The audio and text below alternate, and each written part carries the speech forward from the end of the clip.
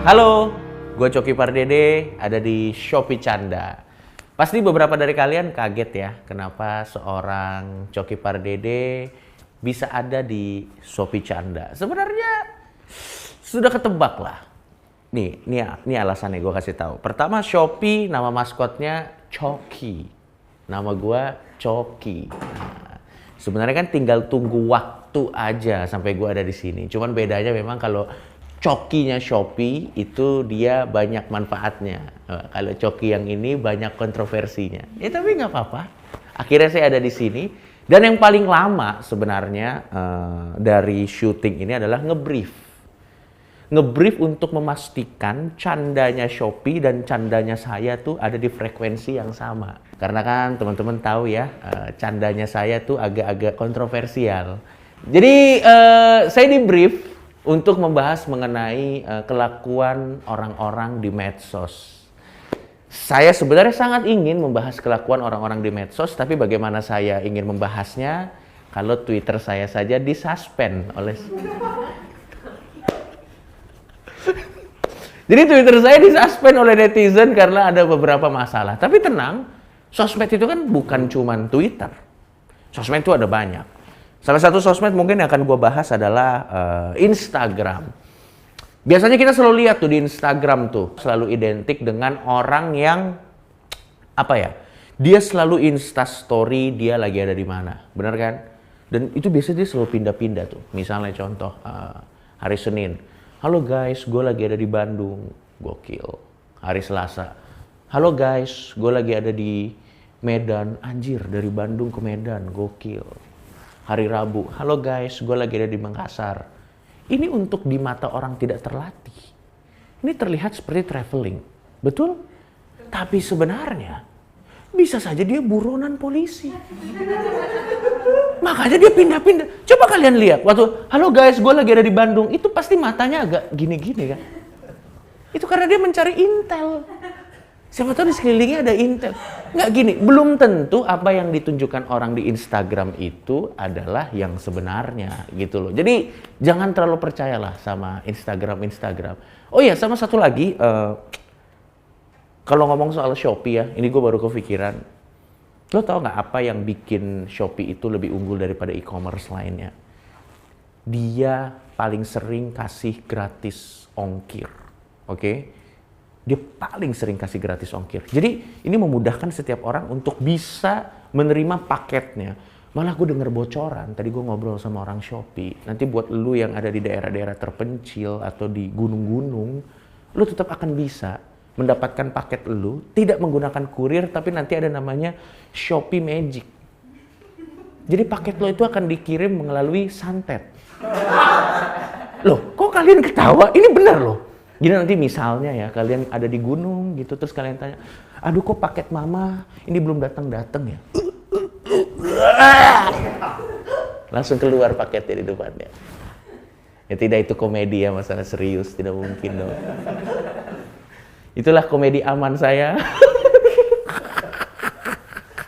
Dan apalagi kalau bahas tentang sosmed, orang-orang di sosmed itu memang suka banget, gue bilang nonton drama Korea. Sekarang tuh drama Korea tuh masih sering ditonton gak sih? Masih lah ya.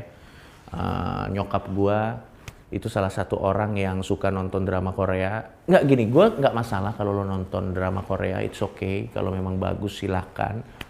Tapi kalau bisa nontonlah drama Korea yang dalam bahasa Korea, oke? Gue paling sebel kalau nonton drama Korea yang didubbing bahasa Indonesia. Gini, kadang dubbingnya tuh nggak pas. Dan ada satu dubbing nih yang di drama Korea itu yang selalu ada tuh kayak gini. Apa kau sudah gila? Apa kau sudah gila? Apa kau sudah gila? Itu gue denger itu emosi. Jadi waktu itu gue balik lagi ke rumah di Depok. Nyokap gue suka nonton drama Korea. Jadi dia ada kata-kata, apa kau sudah gila? Apa kau sudah gila? Apa kau sudah gila? Karena gue emosi, gue keluar kan. Mama, mohon maaf, mendingan mama nonton drama Korea yang dalam bahasa Korea aja. Udah ada banyak kok di internet. Lo tau nyokap gue bilang apa? Coki, apa kau sudah gila? Waduh, kenapa nyokap gue jadi drama Korea? Udah panjang-panjang punchline-nya gitu doang. Ya mau gimana lagi? Orang durasinya 12 menit. Harusnya tadi saya di awal pakai salam ya. Assalamualaikum, jadi panjang.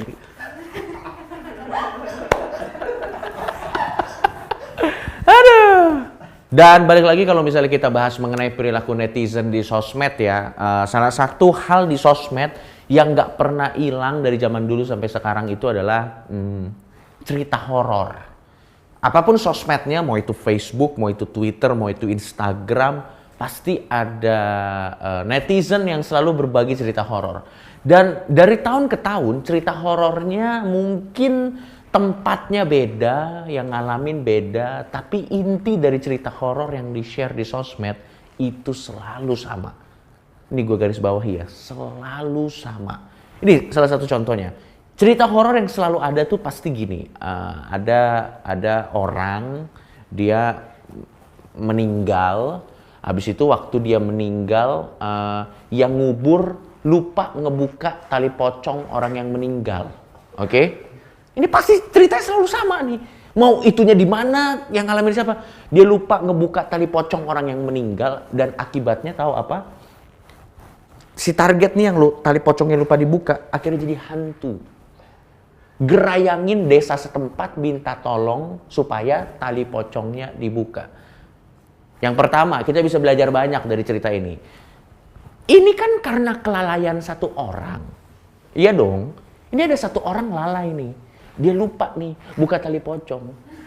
Akibat kelalaian satu orang ini, satu perumahan disetanin yang padahal tidak tahu menahu. Benar dong, pocongnya kan ngetok-ngetok pintu.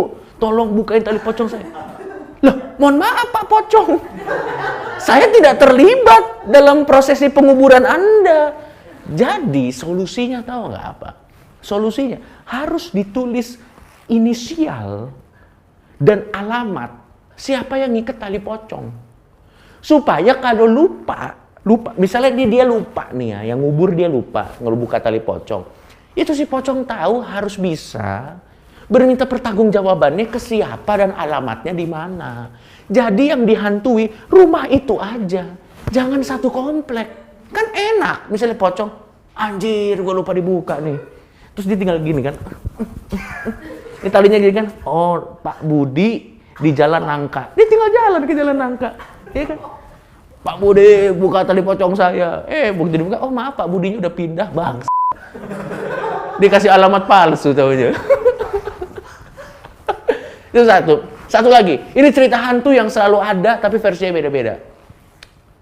Jadi ceritanya pasti di satu jalan ada perempuan. Dia stopin taksi. Terus perempuan ini nanti begitu diantar ke alamat yang dituju, dia bilang gini ke supir taksinya. Ini selalu ada nih cerita hantu kayak gini. Pak, saya nggak bawa uang. Saya mau ke dalam dulu ya ngambil uang. Ceweknya masuk nih ke dalam. Supir taksinya nunggu kan. Aduh, udah 20 menit, 30 menit kok nggak keluar-keluar. Diketok rumahnya. Permisi, keluar ibu-ibu tua. Mohon maaf ibu, tadi kayaknya anak ibu lupa deh. Dia mau ngambil duit. Oh iya berapa? 50.000 dikasih. Terima kasih ya sudah bantu anak saya. Ya nggak apa-apa mungkin ketiduran. Enggak, anak saya sudah meninggal 2-3 tahun yang lalu. Horor kan? Ya horor kalau kita dengar sekilas. Tapi ini contoh hantu brengsek. Pertama, dia sudah meninggal, tapi masih sering balik ke rumahnya, bikin ibunya bayar taksi. Sekali 2 kali nggak apa-apa, ibunya serem. Lama-lama bangkrut, ibunya bangkrut. Coba lo bayangin, malam-malam kan, ibunya lagi tidur, tin. Wah, taksi nih, aduh anakku. Mati penasaran. Itu sekali pertama. Ya. Kali kedua, titit. Aduh anakku sangat cinta dengan aku. Wah. Pas ketiga kalinya ada taksi, titit. Aduh anakku mohon stop bawa taksi ke sini. Ibu tidak ada duit cash. Ibu janda nak. Kenapa dia udah mau bawa ke sini? Terus udah gitu yang kedua, ini pasti para taksi kalau tahu kayak gitu berlomba-lomba lewat jalan situ dong. Malah nggak seremnya cewek ini jadi hilang. Wah, aku akan kesini biar duluan. Nanti ada cewek, ada taksi gini kan. Aku duluan. Wah, Fast and Furious. Aku duluan. Tabrakan jadi setan taksi. Anyway, kalau kita ngomongin Shopee juga, gue salut sama Shopee karena sangat mengontrol toko-tokonya. Sampai sekarang gue tidak pernah melihat ada orang jualan aneh-aneh di Shopee. Nggak ada. Buktinya sampai sekarang gue nggak pernah lihat ada orang jual alat-alat ritual di Shopee. Tidak ada dong. Tidak ada ya. Emang pernah lo cari lilin untuk ngepet? Tidak ada. Tidak dijual di Shopee kan. Atau misalnya tali pocong perawan. Tidak ada. Di Shopee tidak ada. Karena buat gue bagus. Karena gue sempet khawatir kalau ternyata paranormal ini kita fasilitasi e-commerce. Waduh, itu pasti nanti isinya aneh-aneh, Pak. Di e-commerce tuh jualan jenglot, jualan apa. Gue bahkan takut ya kalau sebenarnya praktisi paranormal ini bisa ngiklan. Kalau dia bisa ngiklan di YouTube atau di TV, alat-alat ritualnya, waduh itu udah nggak masuk akal sih. Lo kebayang nggak misalnya, lo tahu kan prosesi babi ngepet, itu kan ada lilin kan. Coba ada iklan paranormal, dia ngiklanin lilin babi ngepetnya. Jadi gue ceritain dulu, jadi prosesi babi ngepet tuh gini, ini lilin, jadi lilinnya harus dijaga kalau nyala. Kalau lilinnya mati, yang babinya itu jadi orang, nanti ketahuan warga bisa digebugin. Lo kebayang nggak kalau ada iklannya? Hah? Tiba-tiba ada paranormal datang, udah masuk. Bosen, Anda ngepet selalu digebugin warga. Bosen, lilin Anda cepat mati. Pakai lipet, lilin ngepet. Waduh. Api lebih lama, ukurannya lebih panjang. Habis itu nanti ada keluarga diwawancara jadi testimoni. Sebelum pakai lipet, suami saya selalu digebugin. Tapi setelah pakai lipet, ngepet kami berhasil. Itu kan sangat fuck up banget kalau misalnya ada seperti itu. Tapi untungnya Shopee mengontrol. Jadi Shopee ini adalah e-commerce yang sangat baik, luar biasa sekali. Intinya kita harus menghargai semua inovasi-inovasi yang ada di zaman modern ini. Salah satunya adalah e-commerce atau misalnya sosmed, kita harus menghargai. Karena kalau misalnya kita berpikir, kita cukup beruntung lahir di zaman modern. Coba kalau kita pikirkan, waktu zaman dulu, zaman kakek-kakek kita, atau zaman gua lah, waktu gua masih anak kecil gitu. Itu rumit karena nggak ada teknologi, itu rumit. Ini true story ya, ini true story. Dulu karena nggak ada teknologi, nggak ada WhatsApp, nggak ada Line, nggak ada aplikasi-aplikasi kayak gitu. Bokap nyokap gua itu kalau mau manggil gua, kalau waktu gua masih kecil, itu nggak bisa karena nggak ada HP, handphone nggak ada. Dulu gua kan sering main layangan, oke?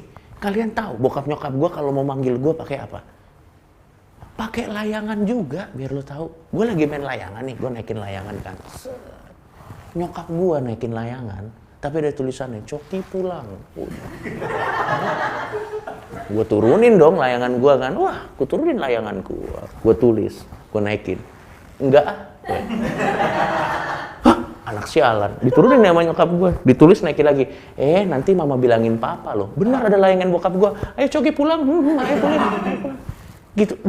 Dan gue jadi kebayang, jangan-jangan zaman dulu layangan itu dipakai untuk pacaran gitu, lo tau gak sih? Lo pernah kebayang gak sih kalau zaman kakek-kakek kita gitu kan? Itu mereka tuh kalau mau berkomunikasi tuh gimana? Kalau surat kan kelamaan, ya kan? Kadang saking lamanya nyampe udah keburu selingkuh. Biar anak-anak kan kayak gitu kan. Karena lama kan. Aduh aku menunggu update loh. Begitu datang wah udah keburu selingkuh. Nah, jangan-jangan zaman dulu kakek kita sama nenek kita, misalnya kakek kita di kampung A, nenek kita di kampung B, ya beneran pakai layangan tadi. Kebayang kan? Kakek kita naikin layangan ada tulisannya. Sayang. Woi, nenek kita naikin apa? Asik. Udah makan belum? Nggak dibales. 3 jam kemudian baru bilang, sorry baru naikin, baru ada angin. Biasanya kan nunggu angin dulu kan biasanya kan, kayak gitu kan. Ya kita harus bersyukurlah karena sudah ada teknologi. Terima kasih, nama saya Coki Pardede.